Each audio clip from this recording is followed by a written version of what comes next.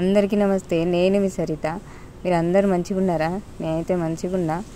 నా పానం మంచి లేక చాలా రోజుల తర్వాత వీడియో పెడతాను. ఈ రోజు నుంచి అన్ని వీడియోస్లో ఈ తెలంగాణ యాసని మాట్లాడతా. మా ఇంట్లో ఎట్లా మాట్లాడతామో అదే తెలంగాణ యాస. అది మా కరీంనగర్ కాబట్టి మేము ఎట్లా మాట్లాడుకుంటామో న్యాచురల్గా మీరు కూడా ఇన్ని ఎంటర్టైన్మెంట్ ఫీల్ అవుతారని ఇలా మాట్లాడదామని డిసైడ్ అయినా. మామిడికాయ పచ్చడి పెడతాం. మేము మామిడికాయ పచ్చడి అని అంటారు తెలంగాణ వాళ్ళు. తొక్కు పచ్చడ ఇవన్నీ కూడా తెలంగాణ దిక్కే మాట్లాడతారు. మేమైతే ఇలా ఈ బేషన్లో కనబడుతున్నాయి కదా మామిడికాయ ముక్కలు, ఇట్లా కడియాలి. మామిడికాయలను కడిగేసి ఎల్లిపాయ ముద్దేయాలి, ఉప్పు పోయాలి. అంటే కొలతల ప్రకారం నేను డిస్క్రిప్షన్లు ఇస్తా. కొన్ని ఎల్లిపాయలు కూడా మా అమ్మ ఇస్తుంది చూడండి. అట్లా వీడియోలో చూపెట్టినట్టే సేమ్ అట్లనే చేసుకోవాలి.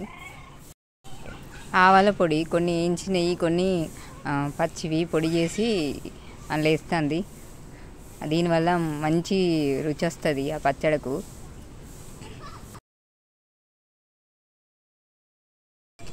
జీలకర్ర మెంతి పౌడర్ కూడా వేసినాము చూడండి.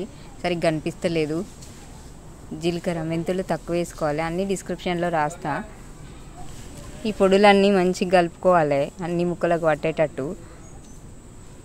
పచ్చట్లో పోయనీకి పోపు కోసం 2.5 కిలోల పల్లి నూనె తెప్పించినాం. అదైతే మస్తు టేస్ట్ ఉంటుంది. నువ్వుల నూనె అయినా మంచిగా ఉంటుంది.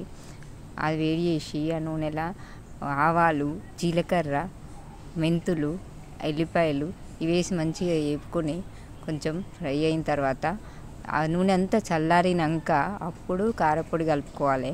కారపొడి కొలతల ప్రకారం కలుపుకోవాలి. లేదంటే ఇష్టం వచ్చినట్టు పోసుకుంటే పచ్చడి టేస్ట్ ఉండదు, అస్సలు ఖరాబ్ అయిపోతుంది. కారం ఉప్పు కరెక్ట్ లేకపోతే. ఇదంతా మంచిగా కలుపుకొని మనం పొడులు కలుపుకున్న బేషన్లో మామిడికాయ ముక్కలలో పోసుకొని మంచిగా ముక్కలకు పట్టేటట్టు ఓ పెద్ద గంట పట్టుకొని కలుపుకోవాలి. అంతా కలిసేటట్టు కలుపుకున్న తర్వాత ఓ మంచి జాడీలకు ఎత్తుకోవాలి. పచ్చడి మస్తు ఉంటుంది. ఇంకా 2 రోజుల తర్వాత కొంచెం తీసుకొని తింటే ఉంటుంది ఆవకాయ, అదే మామిడికాయ పచ్చడి, మామిడికాయ తొక్కు వేడి వేడి అన్నంలా సూపర్ ఉంటుంది. మీరు చేసుకొని మీకు ఎట్లా వచ్చిందో నాకు కామెంట్స్లో చెప్పుండ్రి.